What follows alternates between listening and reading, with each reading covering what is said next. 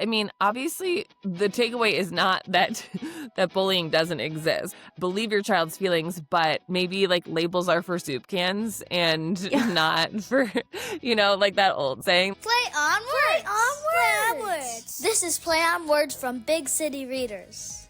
Here's Miss Beth. Welcome back to the Play on Words podcast from Big City Readers. It's Miss Beth, and today I am joined with friend of the pod, BFF of the pod, really, Dr. Carrie Jackson, all the way from California. Hi, Carrie. Thanks for being here.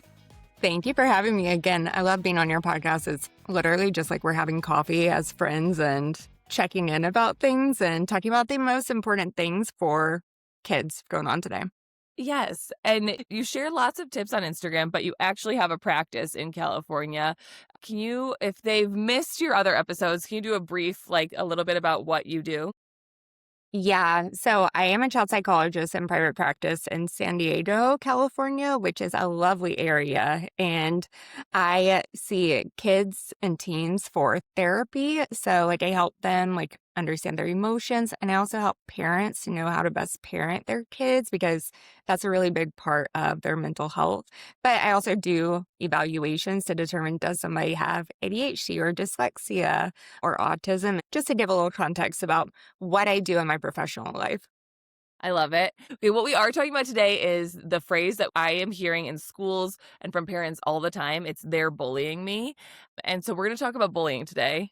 But ADHD and pregnancy, do you have any thoughts on that? Because I've had some doctors say that you can't take ADHD medicine when you're pregnant, and some are like, it's fine. And I ultimately am not because, I think my hormones are working differently. I'm functioning pretty highly pregnant after the first 20 weeks. But yeah, have you heard anything about that? Yes, so I attended a conference in January in San Diego. It's like the annual ADHD conference, and they had a big part on women perimenopause and also pregnancy. And hormones, first off, make a huge difference in your ADHD symptoms because the increase in estrogen or the decrease in estrogen can make your symptoms either better or worse. And during pregnancy, most women experience an improvement in their symptoms, like how you were saying. And I've had other friends say the same thing too. But oftentimes afterwards, they might experience worsening of symptoms because of the changes. So just keeping that in mind. But at the conference, they also talked about how, it is generally safe to take ADHD medication, but you want to weigh the risks and benefits because of course, there may be situations where it's not recommended for somebody, but it's not a blanket statement of no, don't do it anymore, because in a lot of cases, it does make sense. Your mental health is a huge, important thing to consider for your baby, right? And so you want to keep in mind, how is your mental health with or without your ADHD medication? Yeah. Yeah. I ultimately, I thought about it for a while, and I was like, let me just see how I do without it. And it did, some other accommodations of I was just making sure I was prioritizing protein, outside time, not a lot of screen time right when I wake up. And also the hormones are helping. Yeah. So Yeah. I'm like, but I'm not saying I'm not going to go back after. Yeah. And like you said, you feel like you can manage things right now, which is great. And that's really important. And you're monitoring these things with a doctor, which is what you should be doing, right? Yes. Yeah. I think there's oh my gosh, so much misinformation on the internet, and people are like, don't do it, do it. It's just crazy. Yeah. Okay, good to know. Okay, so are you hearing this as much as I am? They're bullying me. And sometimes kids are bullying, but sometimes they're not. Sometimes it's just I've heard this from one of my nieces or nephews, and they were like, somebody didn't pick them for their team. It's like they're bullying me. And it feels like a lot of things are bullying. It feels like the waters have been muddied. You said people are being told in school not to tattle. So then it's certain behaviors aren't being brought up. How do we help kids understand what is actually bullying and what is conflict, or what is needing to just say, I don't like that, but that isn't bullying? How do we help kids with this? Yes. So I am hearing a ton about bullying with the kids I work with in my practice or parents who reach out to me online and they talk about it. And what I always do with kids in my office and recommend parents do is to just understand what is happening so that they can see, like, okay, what is your child seeing as bullying, right? Because if you don't know what they're experiencing, then you're not going to be able to know what the other person did. Like, you said that somebody didn't get chosen for a group, right? Yeah. And I've heard that also where it's like not being chosen as a partner, right? That's Mm. something where it's like they're feeling that like they're being bullied. But when I talk to kids about bullying, I say bullying is something where it's repeated over time, it's harmful and it's hurtful. And then I get into like the different types of bullying that there may be. Do you think that kids are actually experiencing more bullying right now? Or do you think that we just have like more access points or like more like opportunities like social media? We're hearing about it Yeah. more. Maybe parents, the anxious generation, maybe parents are more involved than they used to be. So do you think there's actually an increase in bullying? I think that there is more types of bullying. Like the online stuff that you just mentioned, I certainly think that that is much more frequent now because we used to not have all of the opportunities for kids to unfortunately experience cyberbullying, right? And to be talked about online and to be made fun of. And so, in some ways, I do think that it's changing. But in other ways, there is a difference that I am at least seeing where kids are perceiving some typical conflict as bullying and harmful when it's just typical conflict. Yeah, I feel like kids are now hearing more words like toxic, trauma, gaslighting, bullying, often before they like fully understand them and they Yeah. become catch-all words. And that doesn't mean that feelings aren't real. I just think that the vocabulary has outpaced understanding what's actually happening. Like kids are like throwing around really big terms when it's just typical conflict of two 9-year-olds. Yeah. Because even the word like bullying, I think is a very big term. And that's why you need to break it down for your kids and ask them, like, what happened? What did they say? Certainly, there are times where, like, a kid has said to me that they are being bullied. They will bring up specific instances, and I'm like, "That's really concerning." That is something we should talk to an adult about. But other times when a kid does bring up a situation to me, I will touch them about, like, what is the difference between bullying and conflict? And bullying is something that is repeated, and it can be physical, can be verbal, somebody saying something to you, could be relational, which is like leaving somebody out on purpose. So let's say that your kid, they go to sit down at a lunch table and everybody gets up and they're like, I don't want to sit here anymore because Carrie just sat down. Like that is a type of bullying if it's happening repeatedly, right? And then Mhm. online, like you said. Yeah. Okay. So I've heard that it's helpful for parents to use something concrete. So to give kids the three P's: power, pattern, purpose. Is there a power imbalance? Is it an older, bigger, more popular kid? Is it a group against one kid? The pattern, is it repeatedly happening? One argument doesn't equal bullying. One rude comment doesn't equal bullying, but repeated targeting is something we want to talk about. And then purpose, like was the goal to control or to humiliate you or to exclude you? Or was it just conflict? So, okay, so you said you tell parents to figure that out with your child. Was it just a conflict? So then what do you do with those feelings? So, like, obviously, it's probably not going to feel good to your child to be like, well, that wasn't bullying. You're Yeah. fine. That was sort of my parents. Not that they weren't supportive, but like I think it was that generation. It was just like, okay, you're fine. And I think there is some things to that a little bit because it taught us our generation was a little bit more resilient Hmm. than we're seeing now. But how do you validate the conflict and also tell them this isn't bullying, without Hmm. invalidating what's happening? Yeah, so you can always validate what they are feeling underneath it. So if they're expressing this to you, you can say, it sounds like you were hurt by what they did, right? So you're not saying, wow, that was bullying. You're right. You're saying, like, you're really hurt by what they did, which you can always agree with. And then you could provide like a gentle type of reflection to better capture what they're experiencing. So I see a lot of the times teasing that's more playful being confused for bullying, right? So it sounds like that was teasing that really hurt your feelings, and harmful teasing isn't helpful either, right? So, like, teasing, like, by saying something like, I don't know, something where somebody's trying to be funny, but it is like a little bit mean. But again, if it's not repeated and if it's just like a one time thing, teaching them how it may be better to like talk to them, right? Talk to the person that was teasing. But usually, like, you want to start with like helping your child in those situations be assertive themselves instead of jumping in to save them, right?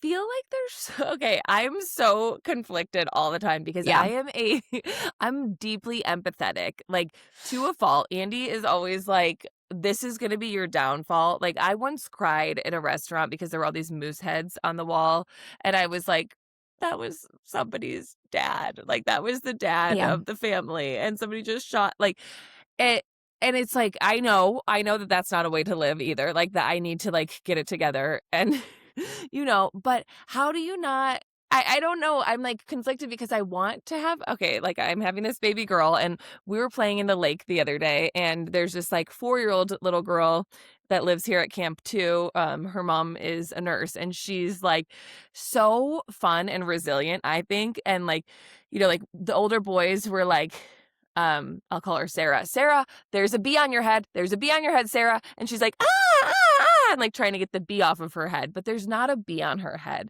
And Okay. then she like learned that they were laughing at her, and she was like, and oh no, there's a bee on you. And she like splashed them. And it's like they were teasing her.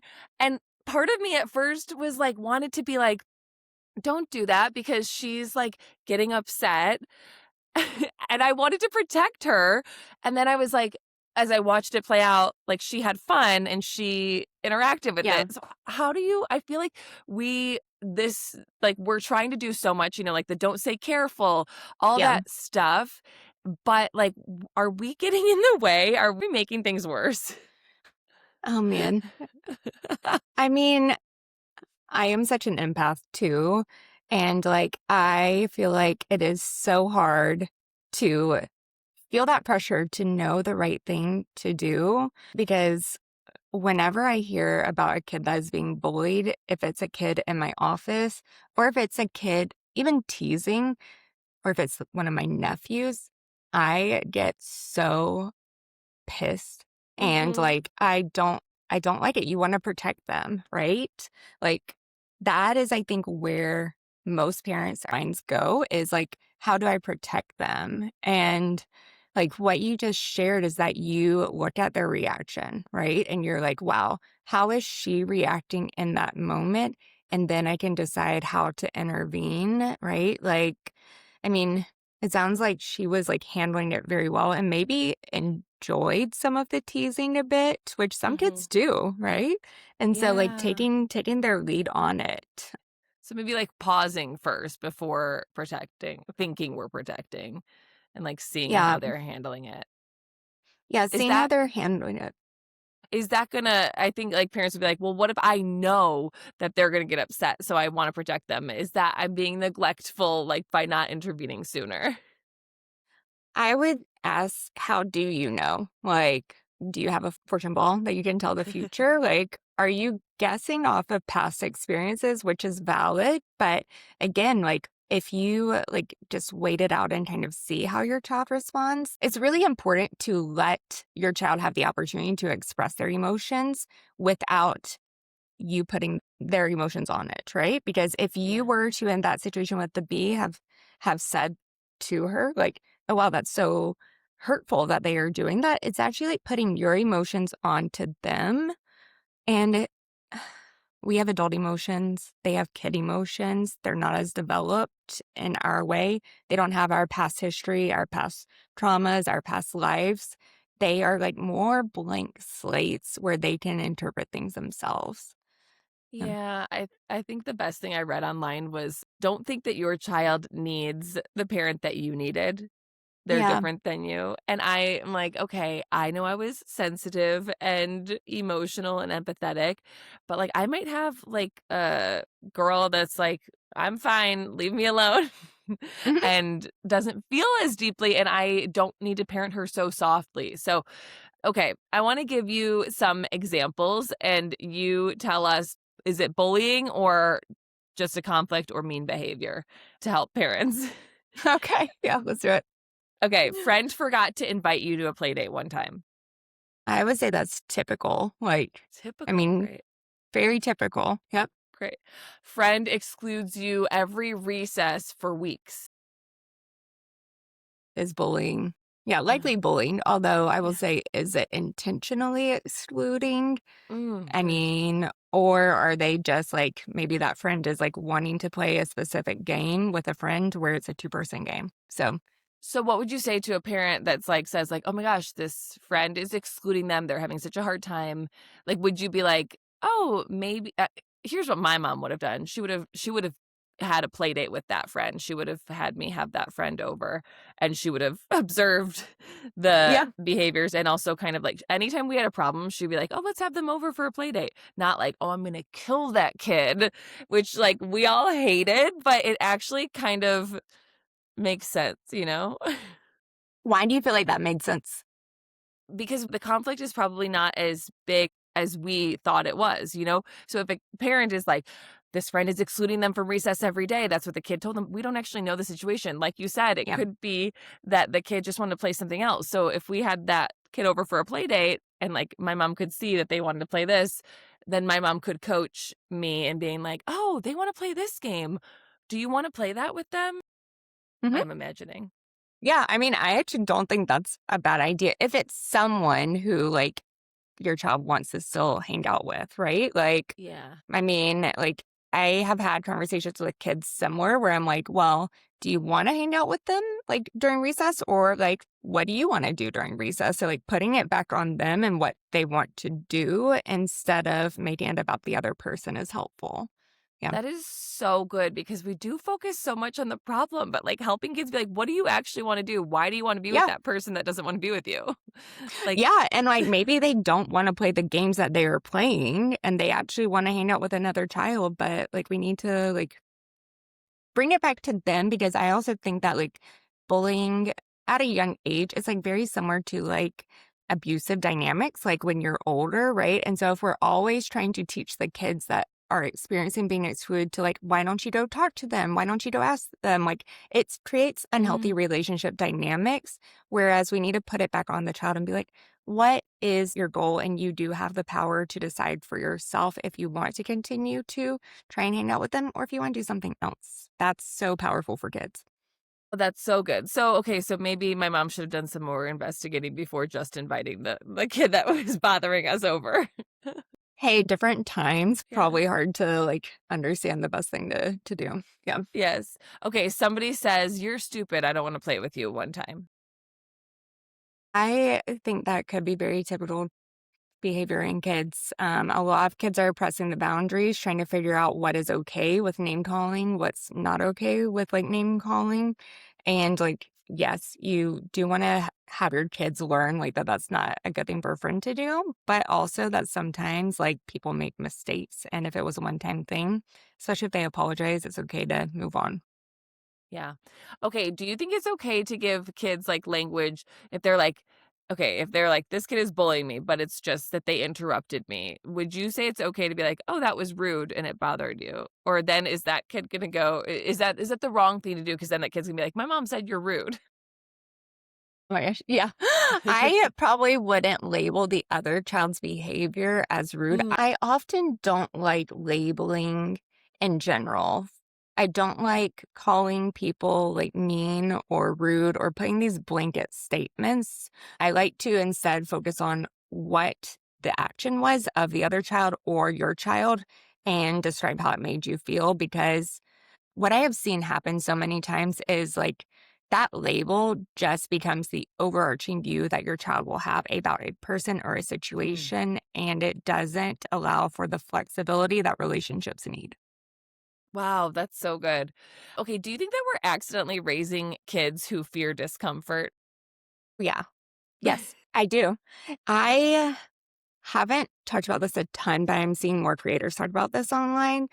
And I do think that, like, we have been, like, going probably so far the other direction because, I mean, I grew up at a time where I think that, like, it was very much so don't talk about emotions, right? Like, you don't cry. And I think that, like, over the past few years, there's been a lot more about emotional awareness, which is great. And at the same time, I do think that it has led to overprotection, which is just like not allowing kids to experience discomfort, fixing everything. And that does not build resilience and it builds kids who are actually quite anxious. Yeah. We like to say here at our summer camp, are you unsafe or are you uncomfortable? Yes. Like I help kids think through like things they're like uncomfortable with is like, is it dangerous? Right.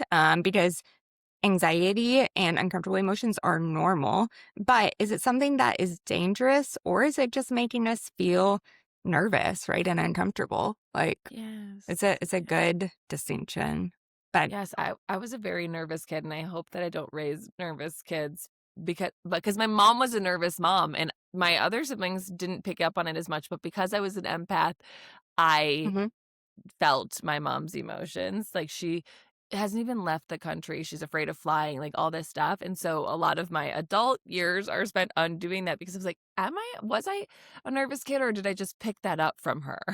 As the child of a anxious mom who I love to death, I feel Same, the yes. same way. Like being an empath also, like I soak up everybody's emotions, but I can remember my mom like talking about things in a way that I do think heightened my anxiety as a child, like seeing your parents worried about things, right? And you could connect this to bullying. If you see parents that are more hypervigilant and worried and always on the lookout for danger with other friends, like it makes you as a child be like, oh, I should avoid that. I shouldn't Yeah. do this thing. Yeah. Yeah. So how much discomfort do you think that parents should allow? I know that's kind of hard to gauge, but what do you think? Yeah. Well, I look at each situation first as like, okay, is this a dangerous situation? Right. So, like, having the parents look at it like that. And first, if it's not a dangerous situation, then let's figure out what is a step that your child is able to take on their own.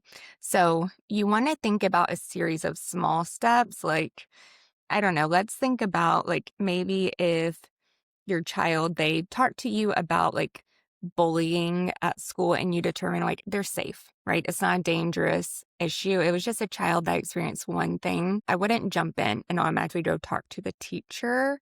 I would actually like have them experience some of that discomfort with that conflict and try and figure it out themselves, whether it's like going to a birthday party where that child is going to be there also and they might feel a little bit uncomfortable, but it's a safe space for them. Mm. You just want to give them like one step past what they're currently comfortable with right now. Okay. Yeah. Okay, one step past. I like that. Okay, so we talked a little bit about what parents should say instead of that sounds like bullying. Like, what happened? What happened right before that? Has this happened before? What did you do? How did they respond? How often has this happened?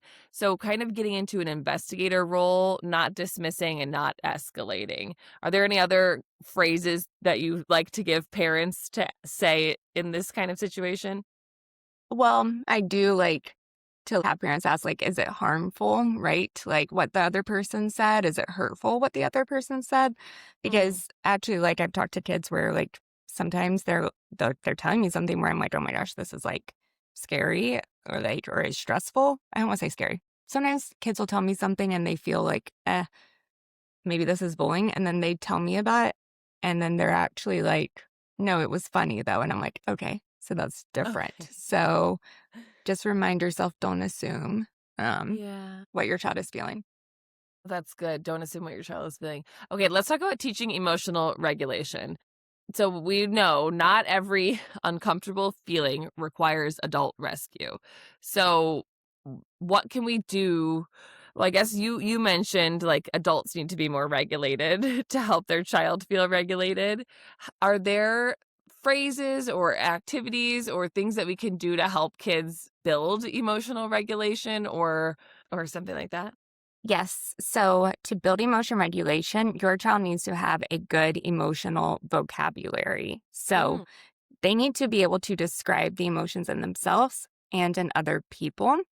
To do that, you can start with things like watching a television show and a movie and labeling what you see the other characters are experiencing. Oh, they it's look brilliant. sad. Why do you think they're feeling sad, right?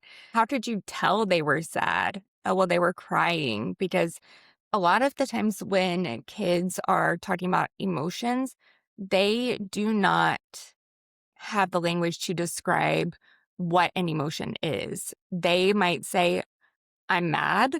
And the reason I know I'm mad is because I was mad.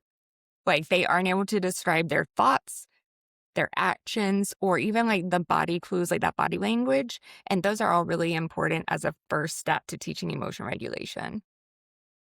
Wow, that's amazing. Okay, I have a question about school. So, Yeah. you know how remember DARE? I don't Oh even my remember what it gosh. stands for. Yes. Should I Yeah. look that up? Yeah, drug abuse resistance education. Yes. So, the DARE program is funny. Our 13-year-old was like, "What is DARE?" And I was like, "Oh, it was like the biggest part of middle school. You don't have it anymore." And we started talking about why it's no longer, and it's because it was ineffective at preventing Yeah. drug use, and in some cases, it even increased student curiosity. Like, kids weren't aware of drugs, and then there's this drug program. For me, that is how I was introduced to drugs. I mean, I didn't do Yeah. drugs from it, but Yeah. talk about fear-mongering. I Yeah. asked my parents if I could be homeschooled because of the DARE program. I was like, "Oh my gosh." I was in 6th grade, and I was like, "Oh my gosh, next year, someone's gonna offer me drugs." And Yeah. I'm gonna die. Like, that is what I learned from that. I did not learn confidence in saying no to drugs. Like, I just was afraid that someone was gonna drug me. Yeah.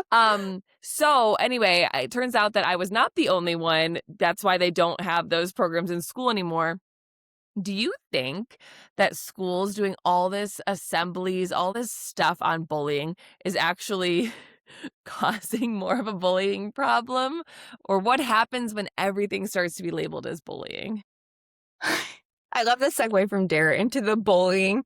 Well, because I do Into think that, like, I feel like in a couple of years, we're gonna be like, oh, yeah, remember those bullying seminars? Like, that didn't work. Yeah, I am very curious if there will be any research on it. I mean, in general, large public health campaigns where it's just purely educational doesn't have a big impact on behavior change. So I wouldn't be surprised if just providing more education about what is bullying doesn't help decrease Yeah. bullying at all. I definitely feel like it is much more of something where there needs to be like specific protocols for how it's handled and making that very clear to kids and actually following through with those things. Because a lot of what I hear is that, oh, they don't do anything about bullying at my school. So, like, I'm not going to report it. And so I think that's probably where I would see the biggest intervention in terms of how it's handled from like a more school base, more like community perspective. But again, like I don't know what the data is actually like on that. Do you? I haven't looked at a lot of it, but it sounds like everything you're saying, though, makes sense with that. You're saying it really depends on the situation and the child. So, like, we need more information. When a kid says this is bullying, your first go to is to gather more information. And so to be doing this blanket got milk campaign, but you're being Got bullied milk? campaign, like, it's just, like, sure, could a lot of people have used more calcium and protein? Yeah, but every person is so different. So, sure, could some kids in 6th grade have been offered drugs? Yeah, but a lot weren't. Like, so these like Hmm. big blanket campaigns, I mean, I'm probably going to get some hate for this, but I think are part of the problem. These bullying seminars, it's not that specific that it can just be this blanket thing that Yeah. goes across every school in the nation. And it's like, great, we covered it. Yeah. I just pulled up a meta analysis and I found one that said that one anti-bullying prevention thing across multiple studies was effective in reducing it, but I would need to look more at it because one of the things you just said is like it's a language problem a lot of the times. And I saw somebody post this study about how certain words basically are now so common and it's leading a lot of people to view typical behavior as like pathological, right? Like, so certain like anxious behaviors as like the sign of an anxiety disorder rather than just anxiety. And I'll have to find that and send it to you afterwards, but it really does remind me of that in a similar way. That's good. I mean, obviously, the takeaway is not that that bullying doesn't exist. We don't want that Yeah. to be the takeaway here. Believe your child's feelings, but maybe like labels are for soup cans and Yeah. not for, like that old saying. Like it's like so cheesy, but it's like kids. I never have heard that. Oh, well, that's I probably love because it. you're cooler than me. I think it's like No. a saying for like some like educator said it in like the 60s or something. Labels are for soup cans and not for kids. And we are just maybe labeling things too much and need to just be like, Hmm. believe your child's feelings. You are hurt. And then like give them the skills and the tools to work through that. Like, okay, why do you think that friend did that? I'm sorry that that happened to you. And to note that every conflict does deserve attention and not every conflict deserves the same response, I think is the big. Yes. Yeah, I love like the like avoid labels when talking about it because like those labels are like essentially teaching your child how to view something else and to view it in a very like exact like overarching way, which is not what you want. And the other thing is like don't problem solve everything for your kids. And by problem solving, I'm sometimes meaning like don't just tell them what to do, right? So if your child says to you, somebody said to me, like, oh, you're dumb. I don't want to play with you.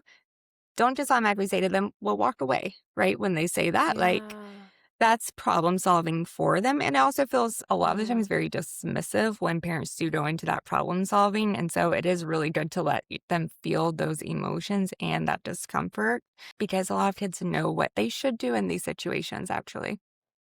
Wow, that's good. I think, like you said, in not so many words, but learning to solve everyday friendship problems is part of growing up. Like that is part of building resilience. That's part of life. We're gonna have conflict in the workplace when we grow up, in our relationships, if you're in a marriage, if you're parenting, like that's just conflict. Conflict is not bad. Yeah. And it's going to be there as an adult. Like, we all know adults who also need help with managing their Yes. friendships, right? And so do you want to Yeah. teach your child to manage these conflicts now when there's more opportunity for it and more grace, right? Yeah. Probably. Yeah, I think people are afraid. I think parents want to, like we'd said, protect their kids from a lot of things, but Yeah. like helping kids, maybe is there a way to help kids understand like conflict is good? That means that you care about their friendship. If you don't talk about it, that means you don't care that much about it. I mean, you don't have to say the second part, but I think as an adult, I think that like, because I want to avoid conflict too. And Yeah. I'm like, no, this is good. That's how you get closer, is by discussing the problem, not by ignoring it. Yeah, I think it's so important to teach kids about conflict being typical within relationships and talk about like what's okay and what's not okay, right? So, like, you could frame it as, oh, they like didn't want to play that game with you and you got into an argument. Like, that sounds like you had a disagreement. So, just framing it that way because you don't want to say like that was mean or they shouldn't have done that because then it's saying like that's not acceptable, which isn't the type of thing that you want to teach your kids when it comes to conflict. Yeah, yeah. Okay, so if there's anything that you want parents to take away from this about bullying, conflict resolution, supporting your child, what would it be? I would say the biggest thing is to listen and believe your child and don't solve their problems for them immediately. Oh, Yep. that's so good. Yeah, because real bullying is serious and Yep. conflict is serious, but Hmm. it doesn't mean that we can protect them from it. And it doesn't mean that like how we think protecting them is actually protecting them. Like we might be causing more of the Yeah. problem. Yeah. And I really want parents to walk away with that because you can do both. You can validate them and let them experience that discomfort and not problem solve for them. It doesn't have to be one or the other. So take that with you, and then your child, they will be able to solve conflict and they'll be able to manage disagreements as they grow up. Okay, that's awesome. I have rapid fire questions for you. I did a question box on Instagram. Wow. Yes, I saw that this morning. I know, and we got a lot already. Let's do it. Okay. I think you already answered this. Should I email the teacher after every complaint? No, I would clarify with your child first, like what happened. And like that's also something I would talk to like the teacher about, like what their like protocol is. Like I Noticing. would Yeah. say, yeah, a lot of the times most schools have like a way of handling this where like the teacher, they may talk to each kid individually at first. So get an idea of what the school's protocol is first. Okay. If a kid is being a bully, but your kid doesn't catch on, what do you do? I would say just like describe how like the other child's like actions, the bully's actions are making the other people feel, right? So like saying like, oh, did you notice how they were feeling when they said that, right? So then they can start to see that it's hurting other people. Yeah. That's good. What if another parent immediately labels every conflict as bullying?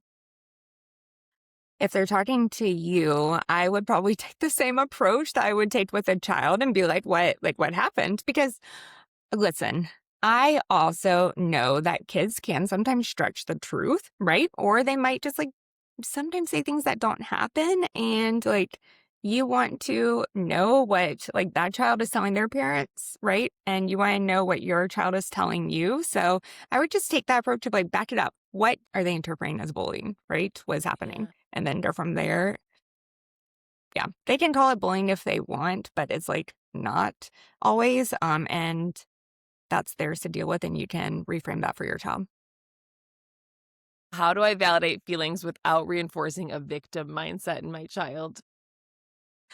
That is a really good one. Yeah. So I think like if you validate it once and then you like move on from it, that is going to help get them to see that you do care about their emotions, but you're not like wallowing in it. That's where I see a lot of validation go wrong is when parents are repeatedly like validating, right? You say, oh, you sound really hurt by that. And the child says, yeah, I was really hurt. And they're like, yeah, you were really mad. And it becomes like a venting session and like rumination where they're just spiraling over it. So just do it once and then move on. That's good. How do I help my child bounce back after normal friendship drama? I think that this is for the parent. I would say don't worry about helping them bounce back. And for you, more so, keep in mind that them having these disagreements and these friendship trauma things are normal and they will find a way to work it out themselves. Yeah, like so like you don't have to worry that much about bouncing back. They're gonna bounce back. Yes, they will. Okay. They'll be best Um, friends with somebody tomorrow that you're like, yeah. I didn't think you were. Yeah. Yeah, how did that happen?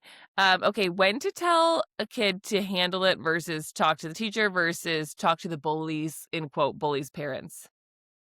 Yeah. If there is something dangerous happening, like physical aggression, right? Unsafe behavior, that's something where I would absolutely get somebody else involved. If it was like multiple repeated things, that's also, of course, where you do want to get other people involved. So those, Okay. What this is a good one. What if my child is the one being called the bully? that is a good one. And like, I mean, if your child is telling you, I would probably be like, what do you think? Like, why are they saying that? And like, I don't know. It's like, are they being a bully to other people? Right? Because if so, then you might want to like correct some of their behavior that you witness and provide them with feedback. But I would again go back to like, what does that mean? Like, what are you doing? Yeah. Yeah. Okay. Okay, this is last one is a sort of long one and specific one. What if the other kid does things to just get a crying and screaming reaction out of my kid? Should my kid learn to ignore and regulate, or is the other kid exhibiting bullying behavior? Okay. I honestly don't know if it is bullying because I don't know specifically what they are doing. Like, if it's something where there may be like, yes, I don't know, like Like kind of being bringing a funny spider that they're afraid of or something to get them to scream or something. I don't to know. get them to scream. Yeah, it could be considered bullying, right? And like if it's something that is repeated and like that maybe you have already talked to the teachers about, like, first of all, why are they bringing a spider to school?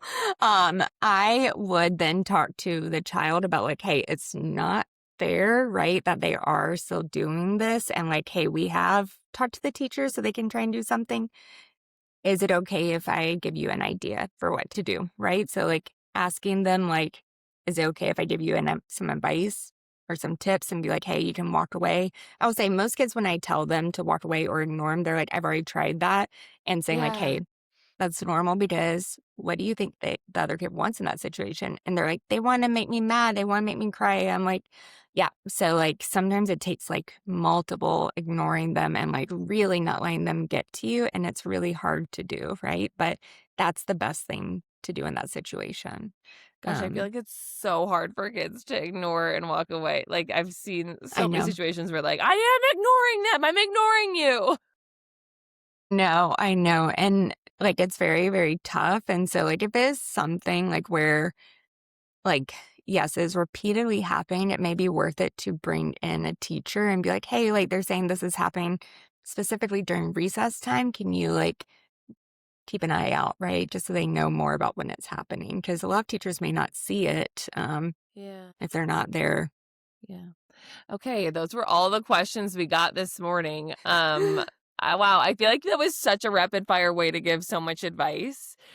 But I love it because I love being concise with things. I love giving quick tips. That is like my style. That's fun. Yes, good. That is fun. I know. Is there anything else that you've thought of on bullying that you want the world to know? The world, everyone in the world that listens to this podcast. The world, yes. I actually thought of something while you were just talking, and like, you know, we want to model not bullying as parents. And like, so you don't want to talk about people with labels either, right? So it's really important that as a parent, you want to show that you are not talking about people in a bullying way, right? So kids will learn from what you are doing. And like, it's very important, even if you're seeing other people on TV shows or in the news or in real life that are saying things that are unacceptable ways to talk to other people, that you're pointing that out to your child, because adults are certainly not free from blame either. Like, there have been kids that I've talked to where they have been with their parent at some type of appointment and somebody has commented on the child's looks. And so I always say to parents, like, hey, like, it's really helpful to say it's never okay to talk about how somebody looks, right? Whether it's something that is a compliment or not. Mm, So just keep that in mind too. that's good. Actually, we told all of our campers we're at an all boys camp, and we just told all of them this little quip to keep in your mind before we went to the social at the girls' camp nearby. But it was the 10-second rule and it is a social guideline. Like, you shouldn't point out a physical appearance issue for other boys or girls unless they can fix it in 10 seconds. Like, you have a booger in your nose. They can Yes. fix that. But I hate your hair style or your outfit or it looks ugly. Like, they can't change that in 10 seconds in that moment. Yeah. And I feel like those little things are like things that kids can kind of hold on to. Have you heard of the think rule? It's very No. similar. Okay, like is it true? Is it helpful? Is it inspiring? Is it necessary? Is it kind? Like, if not, don't say it. Yeah. That's a Yeah. little Oh bit my longer though, gosh. so the 10-second is a good one. Every time there's a thing like that, I'm like, wait, what are they? Because like someone was just on my podcast about labor and delivery, and she taught me the acronym BRAIN, and Andy and I have been like, wait, what is it? Like when we're at the Yeah. appointments, and it's like to be like, okay, what are the benefits? What are the risks? What are the alternatives? Mhm. I forgot what I I is, but then N is what happens if we do nothing. So, but anyway, all that to say is that I can never remember acronyms. So, literally never. I'm like, I've already forgotten it. Can you tell me one more time? Is it true? Is it helpful? Is it inspiring? Necessary and kind? That's pretty easy. I feel like I could remember that one. I have a photo of it pulled up right now, so I could say it that fast. That's the only reason why I could. So, Yeah. But even if you know what? It's kind of funny because even if they're thinking about, wait, what is the acronym? They're yeah, pausing before saying something. So, that is true. I yeah. think maybe we can come up with some shorter ones to give Yeah. to people. Let's do that. Let's do that. Yeah. Oh my gosh. Wow. This was so helpful. I found it so helpful. I hope that all the parents listening found it helpful. We love having you here as always. Tell people where they can find you. You can find me on social media, on Instagram and TikTok mainly at Dr. like doctor, period, Carrie Jackson. And then I also have a website, which is drcarriejackson.com, where I've got lots of resources for parents who have kids with ADHD or learning differences. So, Love it. I love it. And if you're in California, can they get on a wait list to see you? yeah, if you're in California, I am able to see anybody across the state of California virtually, but then also in San Diego area, if you are local. Yeah, I do have a wait list right now, but feel free to reach out to me, or I know some good people too. Oh, Yeah. awesome. Well, thank you for being here, and we'll link all that stuff in the show notes. Oh my gosh. Well, thank you so much for being here. Yeah,